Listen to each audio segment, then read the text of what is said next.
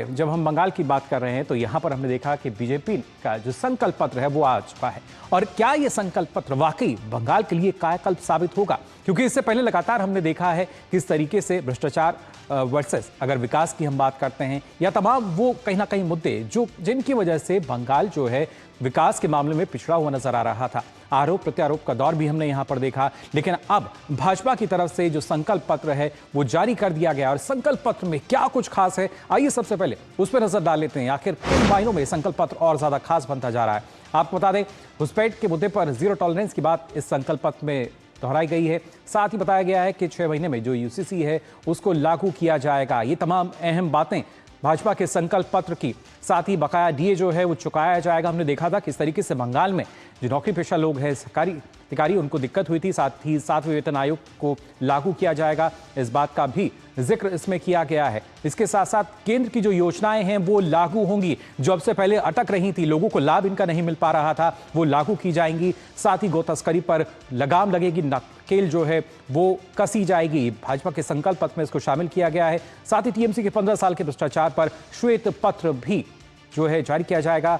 आपको बता दें, खासतौर से भ्रष्ट लोगों को जेल भेजा जाएगा। तमाम ये बड़ी बातें इस संकल्प पत्र में साझा की गई हैं। इसके साथ साथ आपको बता दें, सुप्रीम कोर्ट के रिटायर्ड न्यायाधीशों की एक समिति जो है वो बनाई जाएगी, जो कि लगातार इस पर निगरानी करेगी। वहीं अगर बात की जाए कानून व्यवस्था की, तो उस पर भी श्वेत पत्र जारी होगा। ये तमाम वो मुद्दे, और खासतौर से महिलाओं की सुरक्षा की अगर बात की जाए तो उसके लिए दुर्गा सुरक्षा स्क्वाड की यहाँ घोषणा की गई है इस संकल्प पत्र में। वहीं किसानों की समस्याओं की अगर बात की जाए तो उनका भी समाधान होगा, और खासतौर से अलग योजनाएं जो हैं वो लाई जाएंगी। और सबसे महत्वपूर्ण, 3100 रुपए के समर्थन मूल्य पर जो धान है वो खरीदा जाएगा। किसानों को एक बड़ी राहत। वहीं अगर बात की जाए, जो पुराने चाय बागान हैं उनको पुनर्जीवित किया जाएगा, ये बात यहां पर कही है। इसके अलावा खासतौर से जो चाय बागान श्रमिक हैं उनकी मजदूरी के लिए आयोग का गठन होगा ये। और इसके साथ साथ जो बेरोजगार युवा हैं उनके लिए भी इसमें यहाँ पर प्रावधान रखा गया है। घुसपैठ के जो मुद्दे हैं उस पर जीरो टॉलरेंस नीति अपनाने की बात कही गई है। साथ ही साथ अगर बात की जाए 6 महीने में जो यूसीसी है उसको लागू करने की बात इस संकल्प पत्र में की गई है। तो किस तरीके से भाजपा का जो संकल्प पत्र है, कैसे वो बंगाल में कायाकल्प करता हुआ नजर आएगा, इससे पहले भी हमने देखा था। और साथ ही इसमें आपको बता दें, बताया गया कि सीमा पर कंटीले तार के लिए जो जमीन है वो उपलब्ध कराई जाएगी, जिससे न सिर्फ सीमा की सुरक्षा बेहतर होगी, घुसपैठ पर लगाम लगेगी। इसके अलावा प्रशासन के भीतर भ्रष्टाचार रोकने पर जो काम है वो भी किया जाएगा। और वहीं कोयला और बालू तस्करी रोकने के लिए जो रोड मैप है वो तैयार होगा। इसके अलावा आप बता दें, संकल्प पत्र में जिक्र जो किया गया है, मेरिट के आधार पर सरकारी नौकरियां जो हैं वो युवाओं को मिल सकेंगी। तो महिलाओं के लिए 33% आरक्षण भी लागू किया जाएगा। इसके साथ ही 75 लाख लखपति दीदी बनाकर उन्हें और ज्यादा सशक्त करेंगे।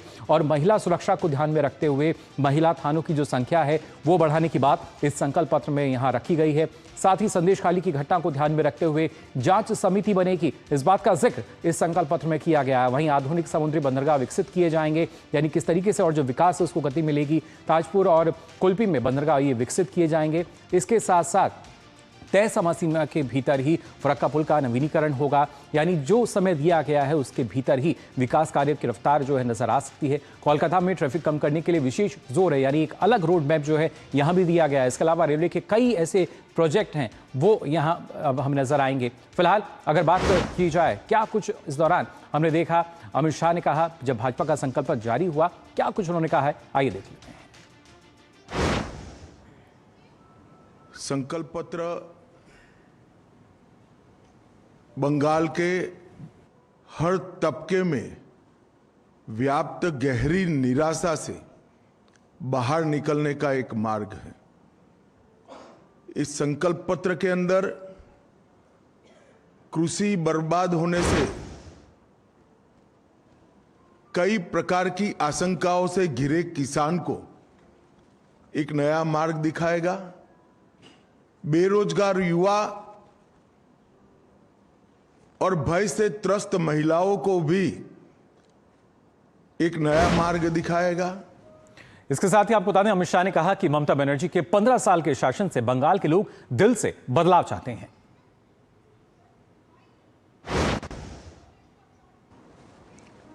ये 15 साल एक प्रकार से बंगाल के लिए, बंगाल की जनता के लिए काल रात्रि के दुस्वप्न समान रहे हैं। सिंडिकेट, गुंडे और घुसपैठियों की नाकचूड़ से तीसरा मैंडेट भी उन्होंने प्राप्त किया। मगर ये 15 साल में जिन आशाओं के साथ ममता जी को बंगाल की जनता ने सत्ता का सुकान दिया था, वो भयभीत है जनता, निराश है और मन से परिवर्तन चाहती है। तो जनता जो है वो दिल से बदलाव चाहती है, जिसका जिक्र यहां अमित शाह ने किया और खासतौर से इस संकल्प पत्र को माना जा रहा है कि कायाकल्प इसके जरिए हमें देखने को मिलेगा। हमारे संवाददाता प्रसन्न जी जो हैं वो फिलहाल हमारे साथ जुड़ चुके हैं। प्रसन्न जी, तो जानना चाहेंगे आपसे, अगर देखा जाए तमाम वो मुद्दे जिनको लेकर कहीं ना कहीं बंगाल की जो जनता है काफी उम्मीदें लगा रही थी, वो तमाम मुद्दे इस संकल्प पत्र में नजर आ रहे हैं और वाकई एक विकास का रोड मैप इसको कहा जा सकता है। बिल्कुल मुकुल, देखिए ये ऐसी एक संकल्प पत्र शायद बंगाल के लोगों ने ऐसा सोची समझी संकल्प पत्र कभी देखे नहीं है जी। मतलब हर वर्ग की, और सिर्फ वर्ग की नहीं, हर भौगोलिक क्षेत्र की बारे में सोचा गया है, हर समाज के बारे में सोचे गए। समाज मतलब मैंने ऐसा नहीं कह रहा हूं कि कास्ट के बारे में या क्रीड के बारे में सोचा गया, ऐसा नहीं है। ये वो समाज के बारे में सोचा गया है कि महिलाओं के बारे में सोचा गया है, युवाओं के बारे में सोचा गया है, छात्र के बारे में सोचा गया है और सबके बारे में सोचा गया है कि इनको नौकरी चाहिए, इनको शिक्षा चाहिए, ये महिलाओं को सशक्तिकरण के लिए इनको क्या क्या करना, इनके लिए क्या क्या करना चाहिए। उत्तरी बंगाल में जहां चाय बगीचा है, वो चाय बगीचा जो एक समय बंगाल की पहचान हुआ करता था, वो चाय बगीचा वाम मोर्चे और तृणमूल कांग्रेस ने किस तरह से ध्वस्त कर दिया है, उस चाय बगीचा को किस तरह से पुनरुज्जीवित किया जाए, इसके बारे में सोचा गया। बंगाल की जो रोड कनेक्टिविटी है, वो रोड कनेक्टिविटी को किस तरह से स्टेट गवर्नमेंट ने ध्वस्त कर दिया, उस रोड कनेक्टिविटी को किस तरह से तैयार किया जाए। बंगाल की जो कृषि व्यवस्था है उसे किस तरह से ध्वस्त कर दिया गया, उसे किस तरह से ठीक किया जाए। तो इस तरह से हर क्षेत्र की, हर समाज के बारे में सोचा गया है।